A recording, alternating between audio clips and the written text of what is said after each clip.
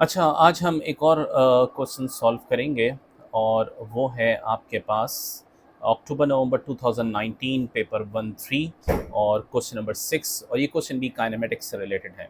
A lead sphere is released from rest at point X, ठीक है? A long way above the surface of planet, the sphere falls in vacuum. Vacuum का मतलब क्या हो गया? Air resistance आपके पास 0 हो गई।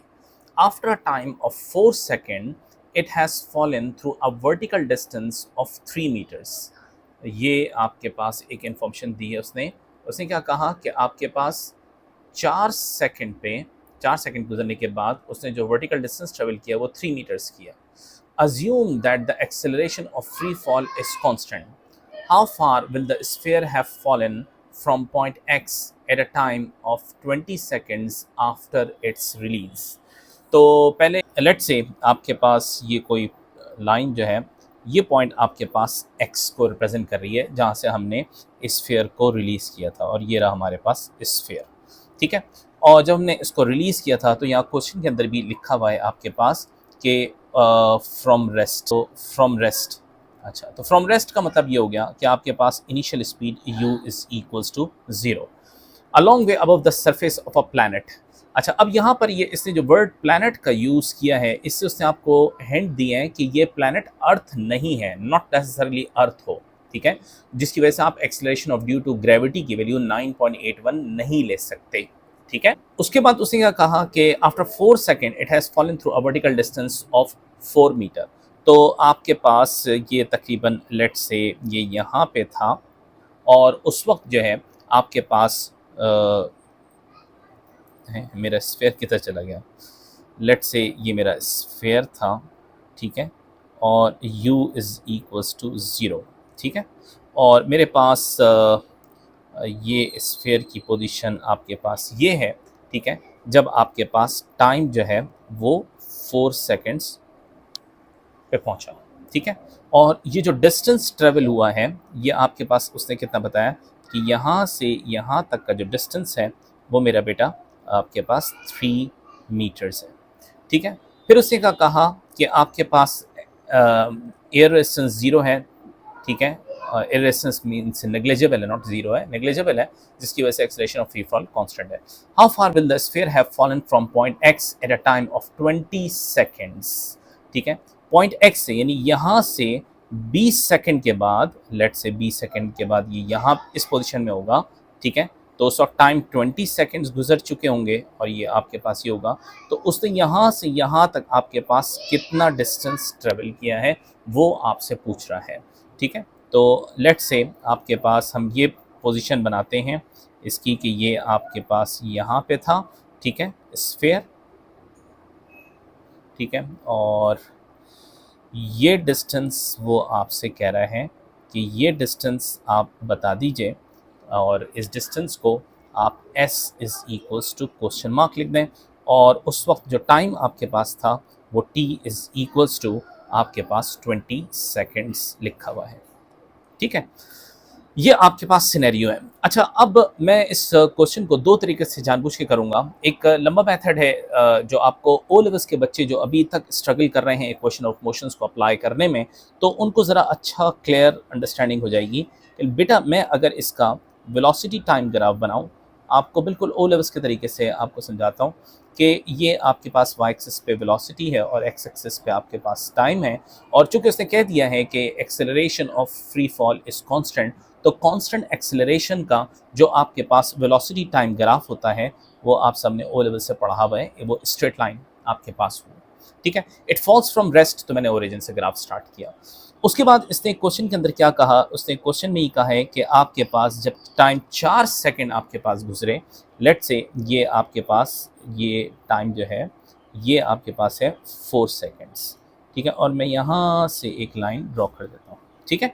ये टाइम आपके पास 4 सेकंड्स जब आपके पास गुजरे तो आपके पास जो डिस्टेंस ट्रेवल था वो उसने कहा कितना है आपके पास, वो डिस्टेंस ट्रेवल हो चुका था आपके पास 3 मीटर्स, ठीक है भाई, तो ये हमने 3 मीटर्स यहाँ पे लिख लिया, ठीक है। और फिर उसने आपसे क्या कहा कि आपके पास जब टाइम 20 सेकेंड्स हुआ, जब आपके पास टाइम 20 सेकेंड्स हुआ तो उसने कितना डिस्टेंस स्टार्टिंग पॉइंट से ट्रेवल कर लिया। तो आपके पास इसको हम अलग कलर से शेड कर देते हैं, ये आपके पास ये, ठीक है, ये कलर से शेड कर दिया।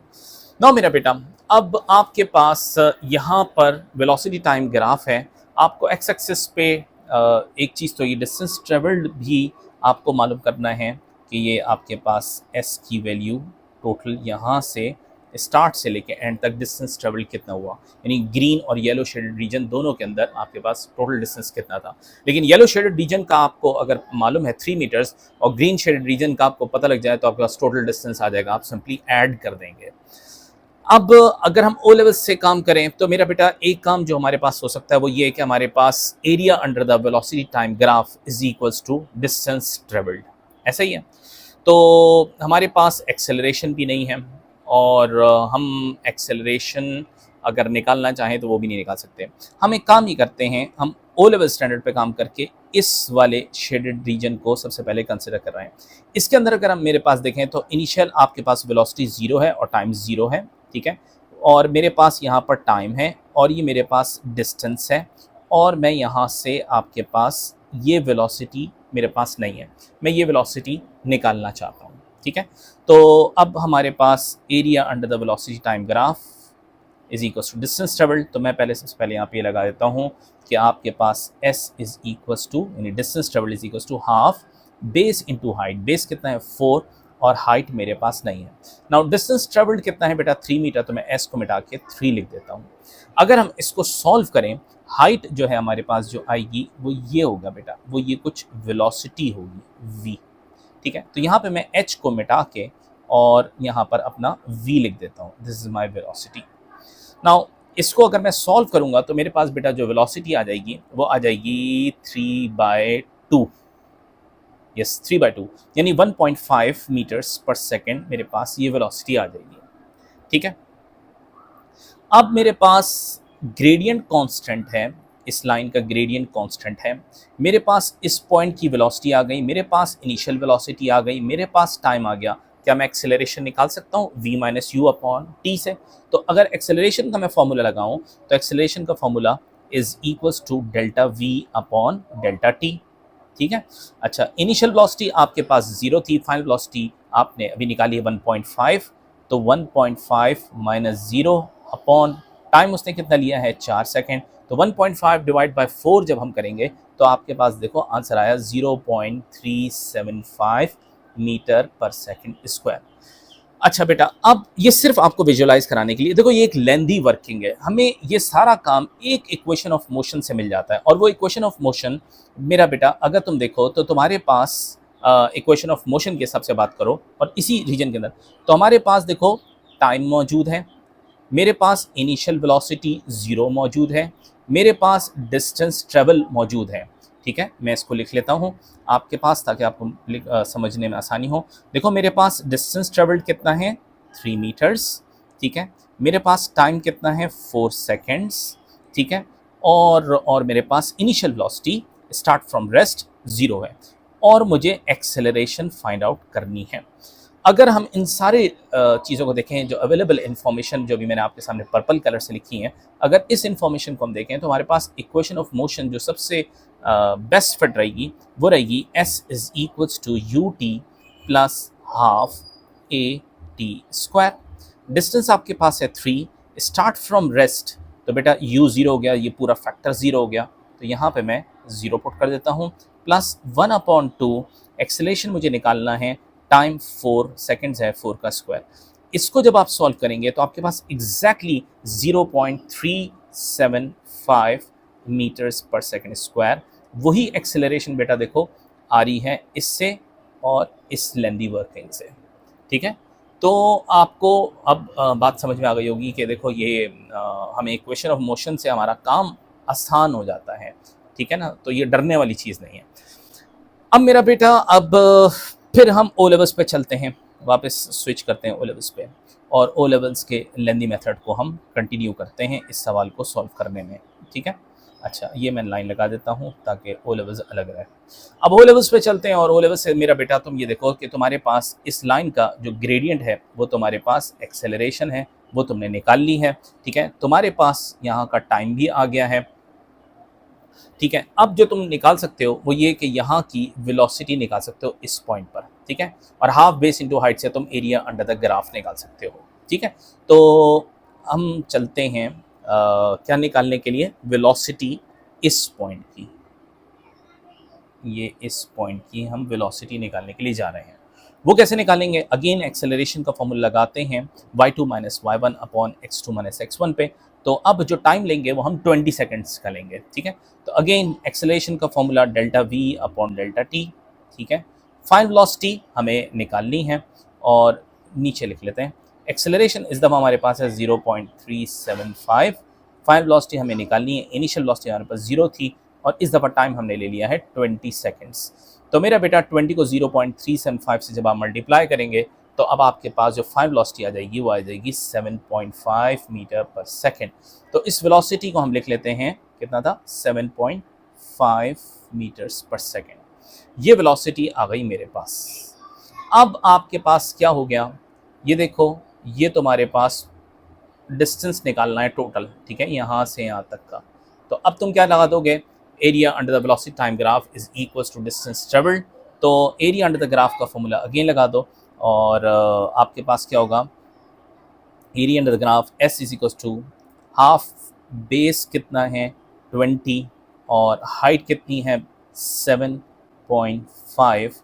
जब आप इन दो को मल्टीप्लाई करोगे तो आपके पास जो आंसर आएगा वो आ जाएगा 75 बनेगा, 75 मीटर्स। ये आ गया आपके पास 75 मीटर्स। अगेन ये एक एमसीक्यू का क्वेश्चन था, इतनी लेंदी वर्किंग का हमारे पास टाइम नहीं है। अब हम चलते हैं वापस अपने ए लेवल्स के ऊपर और ए लेवल्स के अंदर अब हम जाके फिर देखते हैं कि अब हमारे पास कौन सा फॉर्मूला फिट आता है। अब मैं कलर चेंज कर लेता हूँ और अब आप देखिए मुझे एस अगेन फाइंड आउट करना है।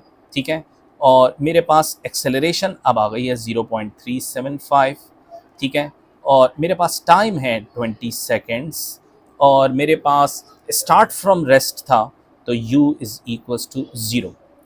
अब अगेन अगर मैं देखूं तो मेरे पास टाइम है, एक्सेलरेशन है, इनिशियल वेलोसिटी, तो फिर हमारे पास अवेलेबल जो डेटा, अवेलेबल इन्फॉर्मेशन है, तो उससे ही पता लगता है कि हमारे पास फिर वही इक्वेशन ऑफ मोशन हमने ऊपर यूज़ की थी दोबारा लगाने से फ़ायदा हो जाएगा। तो s is equals to u t plus half a t square और स्टार्ट फ्रॉम रेस्ट u 0, तो ये पूरा फैक्टर 0 हो गया। तो अब मैं जाता हूँ 0 प्लस 1/2, एक्सेलेरेशन कितनी है 0.375 और टाइम कितना है 20 का स्क्वायर। मेरा बेटा जब आप प्लग इन करेंगे कैलकुलेटर में तो एग्जैक्टली 75 मीटर ही आंसर आएगा जो हमारे पास बी ऑप्शन में दिया हुआ है।